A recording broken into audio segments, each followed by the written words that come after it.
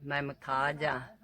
आ सारा कुछ डिग डै पिया, सलाब साढ़े जोड़ा च बह गई है, सर बज्जा पिया है, साडा सारा कुछ लै गए, डिग्गा डट्ठा पिया है। साईं मेरा बुढ़ड़ा है, खट्टर कमावन वाला है कोनी। मैं आ मुथाज हाँ, रल के खड़े हैं। वो मिट्टी कच्चा ही आ, कच्चा मुड़ बनाई आ ने, वो कोई शैन दा वसीला कोनी है, इटन दा ना किसी शैन दा। मैं आ मुथाज हाँ, मेरा एक बाजू आ कोनी है, आ वे कट्टा होया। 5000 नाल तामन किया।